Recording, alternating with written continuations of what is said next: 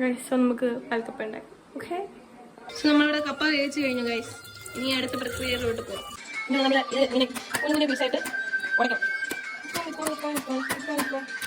ഒരുപാട് കുഞ്ഞായിട്ട് ഉടക്കാൻ പാടില്ല. ഓക്കെ, ഇപ്പൊ നമ്മൾ ഉടച്ചു കഴിഞ്ഞു. ഇനി ബാക്കിയുള്ള പ്രക്രിയയിലോട്ട് കിടക്കാം. കൊച്ചുള്ളിയും കുറച്ച് ഇഞ്ചിയും കുറച്ച് പച്ചമുളകും ചേർത്തിട്ടു. ഇനി നമുക്ക് മിക്സ് ചെയ്യാം. നമുക്കത് ഇതിൻ്റെ അകത്ത് കുറച്ച് തേങ്ങാപ്പാൽ ഒഴിക്കാം. എന്നിട്ട് അത്യാവശ്യത്തിനുള്ള ഉപ്പും കൂടി ഇട്ട് ആക്കണം. അത് കഴിഞ്ഞിട്ട് മിക്സ് ചെയ്യണം. ഇതിനി കുറുകി വരണം. എന്നിട്ട് നമുക്ക് സെറ്റാക്കാം. ഓക്കെ, ഇത് സാധാരണ കടുക് തളിക്കുന്ന കടുക് തളിച്ചിട്ട് വേവിച്ച കപ്പയിലോട്ട് ഇടാം. യെസ്, അങ്ങനെ നമ്മുടെ പാൽക്കപ്പ റെഡി ആയിരിക്കുന്നു.